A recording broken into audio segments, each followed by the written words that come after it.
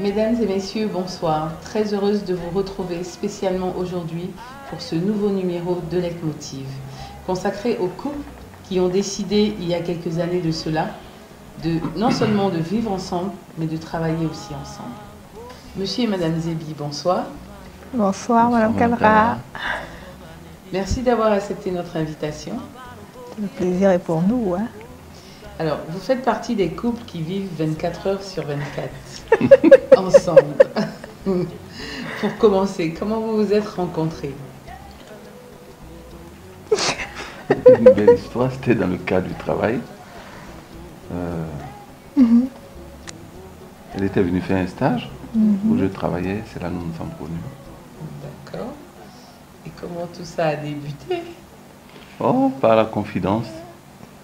Oui, tout simplement. Hein. Tout simplement. Vous étiez dans le même domaine que celui dans lequel vous êtes aujourd'hui, ou alors c'était tout autre chose? Tout autre chose, hein, je dirais, oui. Parce que moi j'étais dans la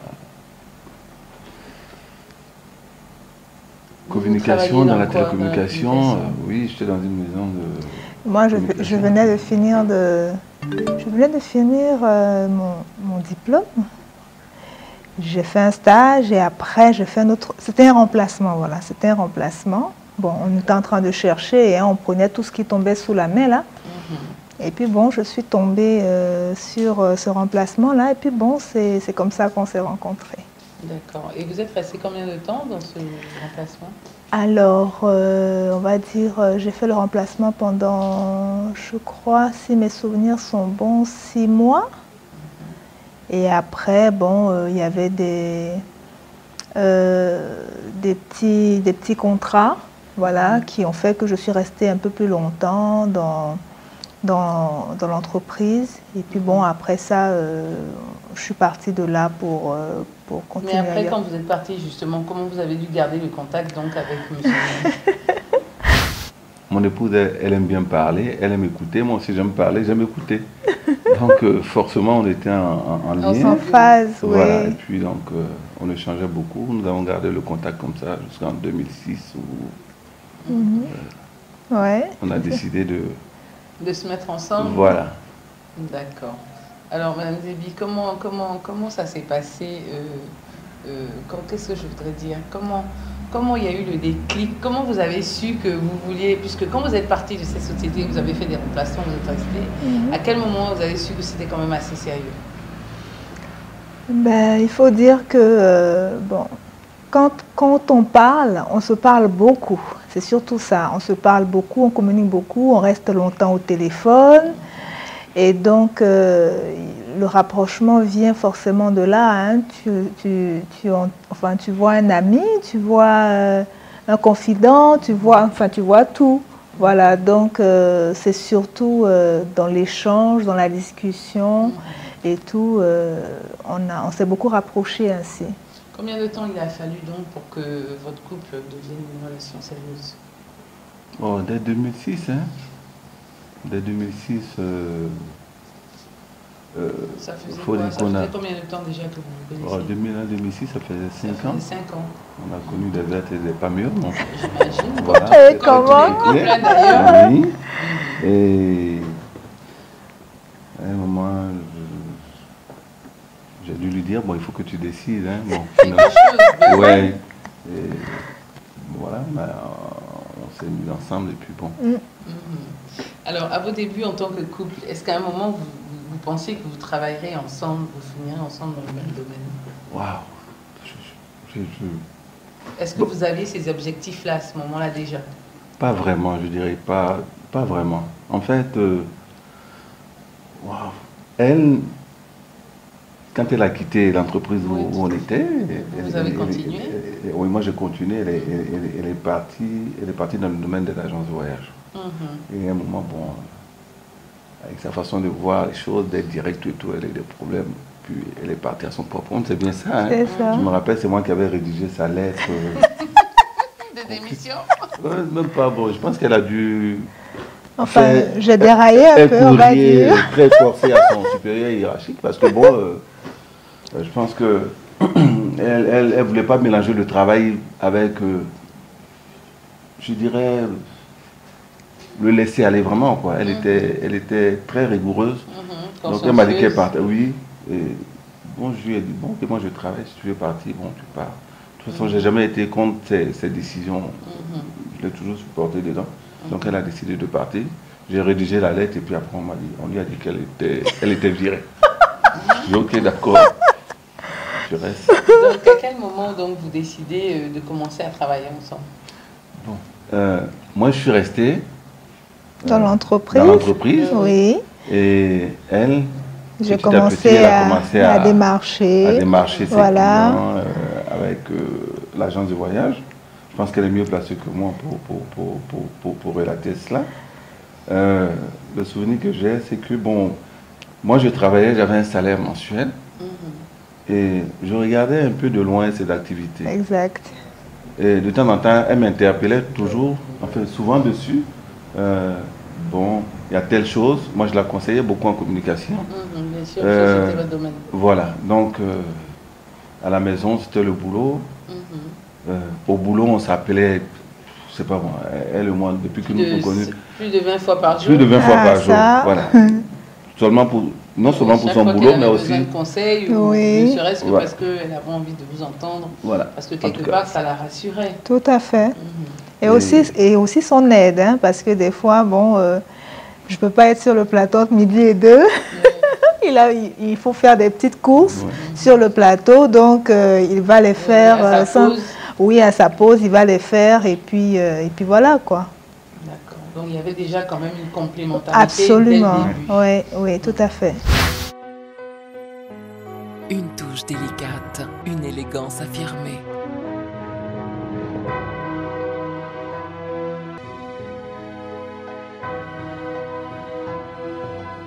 Toujours donner le meilleur de soi. Un engagement de fidélité.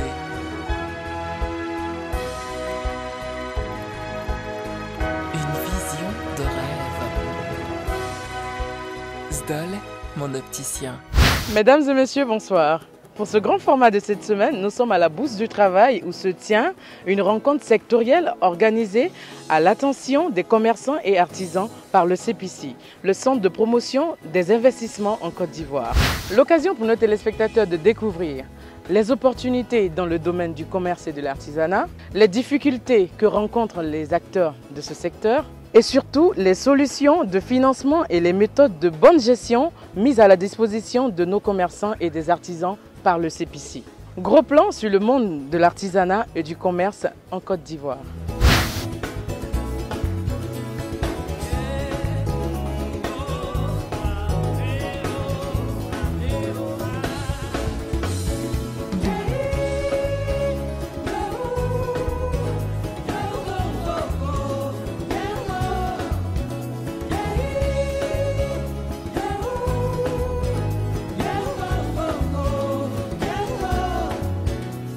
Notre rôle aujourd'hui, quand on est venu, c'est de vous dire que entreprendre en Côte d'Ivoire, c'est une réalité, c'est une obligation pour nous.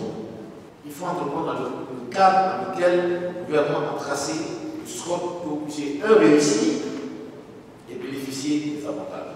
Et c'est de ça que je vous parle aujourd'hui. C'est fini le stade de j'ai l'odeur, il faut qu'on arrête ça.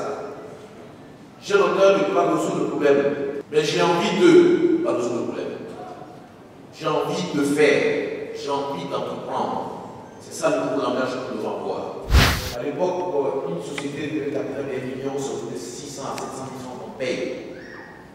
Aujourd'hui, ça donne réduit à 15 000. Donc aujourd'hui, vous pouvez créer votre entreprise en 24 heures en ne payant que 15 000 francs CFA. Ce qu'il faut dire, c'est qu'en régime, il y a deux régimes au niveau du code des investissements. Il y a le régime de la déclaration et le régime de l'investissement. Je ne vais pas vous embrouiller par le même thème. Je vais prendre le premier qui est le régime de la déclaration. C'est-à-dire, vous voulez faire vos salons de coiffure, vous avez payé votre casque, vous avez trouvé la local. Quand vous avez fait ça, venez au CPC avec toutes vos factures qui justifient les 2 millions que vous avez payés. Donc vous déclarez au CPC. Vous dites, j'ai fait 2 millions d'investissements, donnez-moi des avantages du code d'investissement.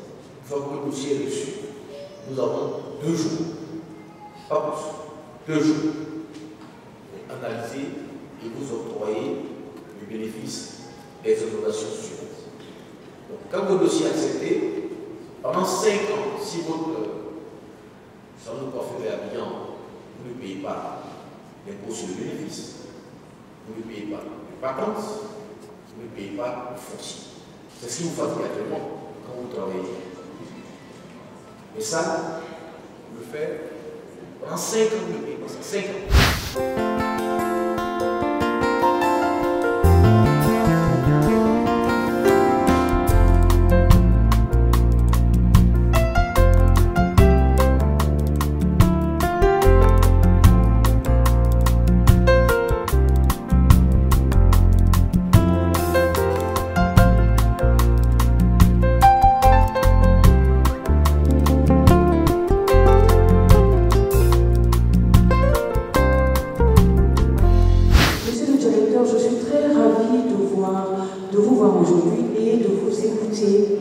Je suis confiante parce que par moments nous sommes désespérés.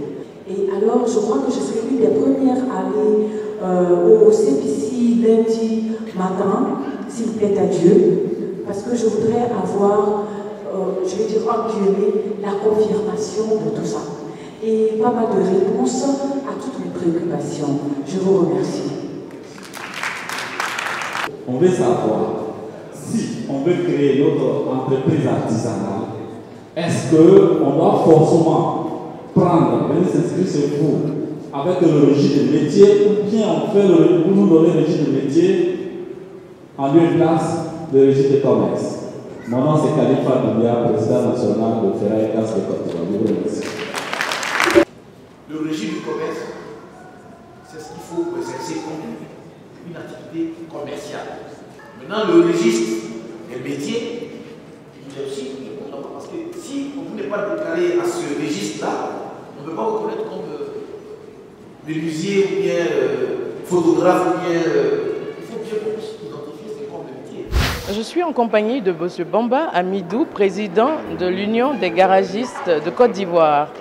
Alors, M. Bamba Amidou, dites-nous, quelles sont vos impressions au sorti de cette rencontre sectorielle qu'a donnée le directeur général du CPC?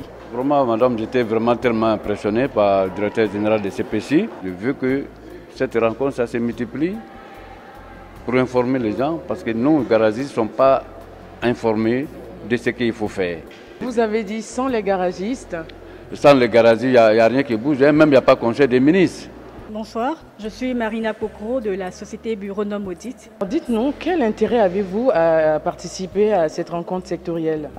On a eu un intérêt à participer à cette rencontre parce que le thème nous intéressait. On a entendu parler de codes d'investissement qui donnaient droit à des exonérations d'impôts, notamment sur le bénéfice, sur la patente et puis sur le foncier. Donc en tant qu'entreprise, on a été intéressés, venir écouter et voir dans quelle mesure il serait possible pour nous de bénéficier de ces avantages-là.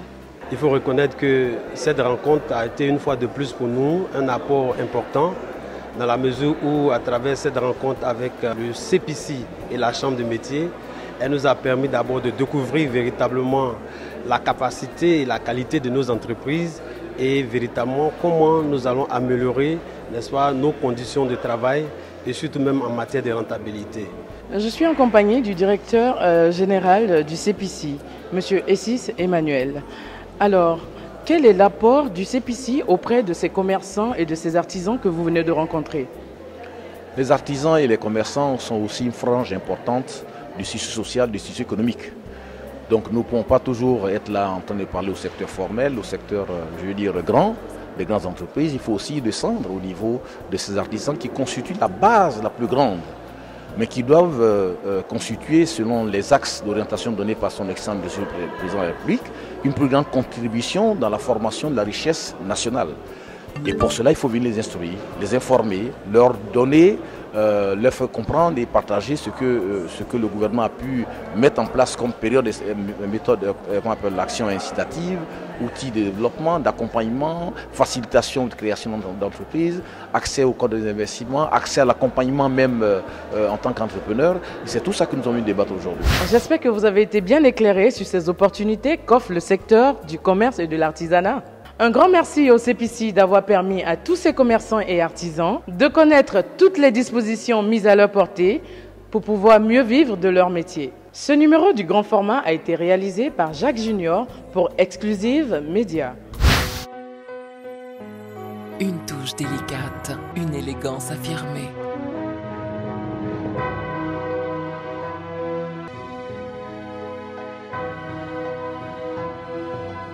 Toujours donner le meilleur de soi. Un engagement de fidélité.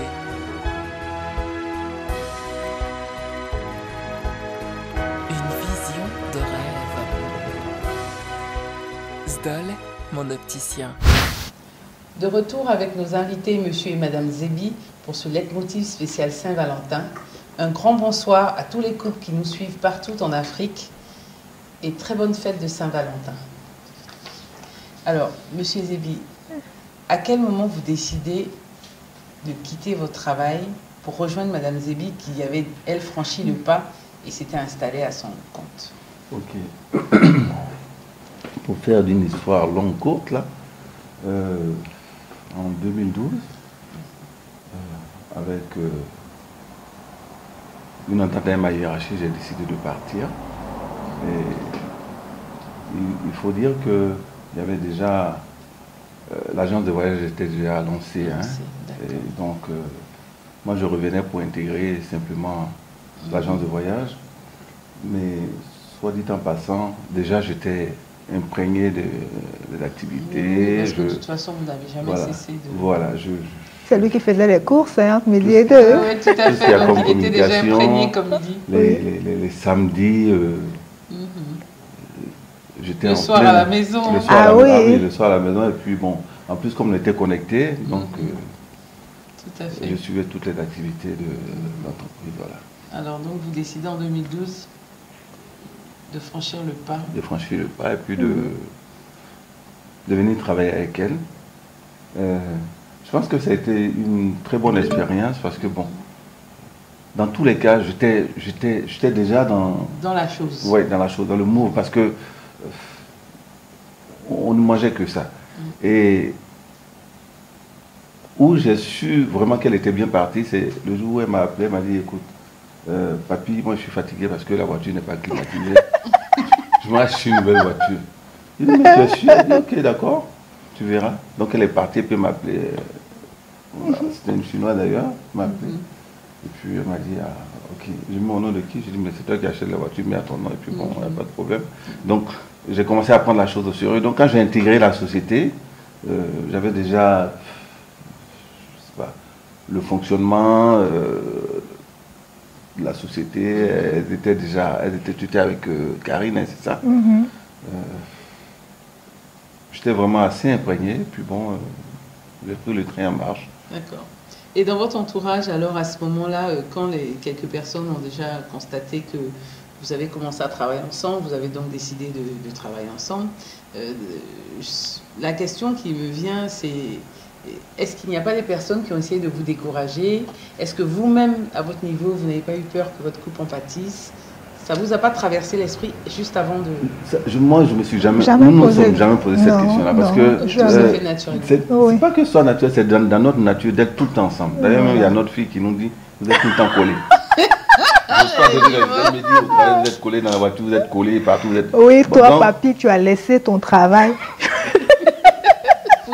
Vraiment, la seule réticence que j'ai eue à l'époque, c'était une amie que j'avais appelée qui était à Tunis, qui m'a dit, attention, il faut... style varier le portefeuille au niveau des revenus. Tu t'en vas, ça peut être compliqué. Mais bon, je connaissais à peu près comment est-ce que ça marchait, donc j'avais pas de crainte dessus. Et puis j'avais pas de crainte, d'autant plus que bon, j'avais une collaboratrice qui était ma femme. Et puis on a toujours eu comme objectif de poursuivre l'intérêt général. L'intérêt de la famille. De la famille, voilà. Tout à fait. C'est-à-dire, on part du principe que ce que je suis en train de lui dire, c'est pas pour la rabaisser, c'est Voilà, pas pour...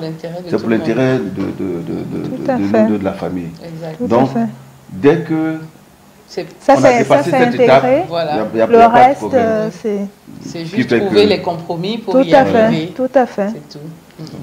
Et sinon, quelles ont été les difficultés, aussi bien dans le travail que dans votre vie de couple, que vous avez pu rencontrer? S'il y en a eu? Bon, pas vraiment de mémoire là.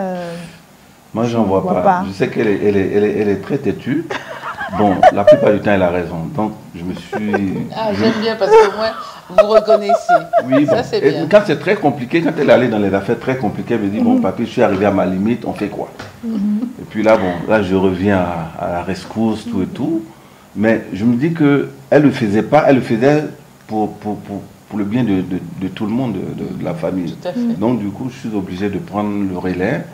Et la plupart du temps, bon, je pense que ça va bien.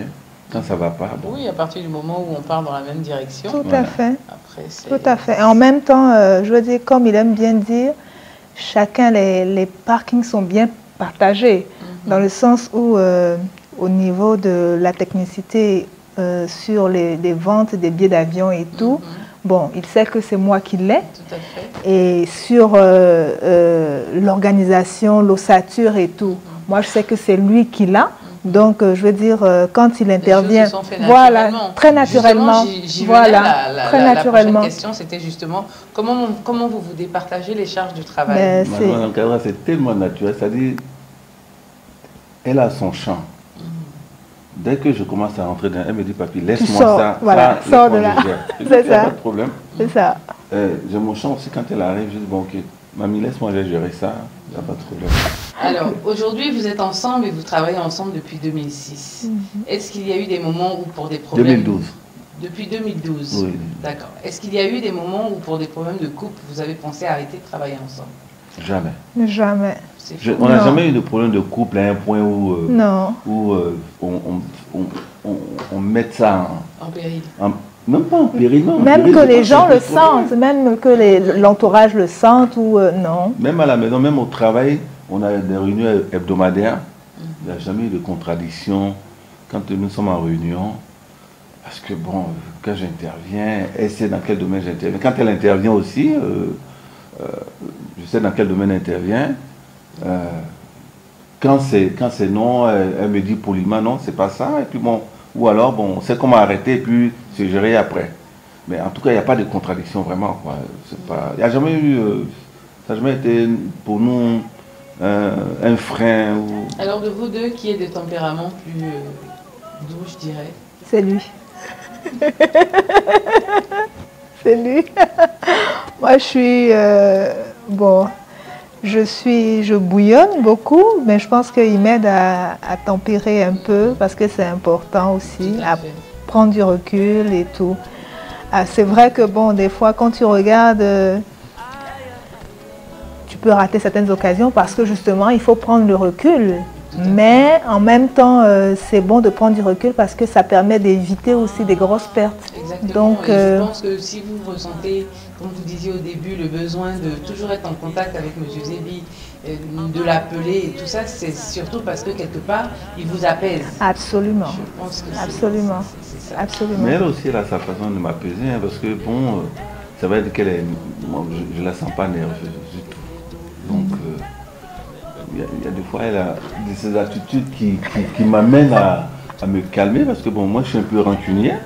Et bon, elle fait comme s'il n'y a rien. Et puis bon, du coup, tu perds les pédales et puis tu te dis, bon, écoute, si elle trouve que c'est rien, c'est qu'il n'y a forcément rien. La semaine prochaine, dans Leitmotiv. Alors, M. Zébi, c'est à votre tour. Quelles sont les qualités et les défauts de votre épouse? Deux qualités, je dirais. Superbement intelligente. En termes de défauts, des fois, je pense qu'elle fonce la tête baissée. Oui. Ça, c'est dans le travail. Et dans la vie de tous les jours? Dans la vie de... Un peu désordonné. Oui, un peu désordonné. Bon, moi d'ailleurs, mais elle est un peu plus que moi. Il faut savoir faire les choses autrement toujours. je dis souvent aux gens, s'il y a 5 personnes qui vont vous êtes la 6e personne.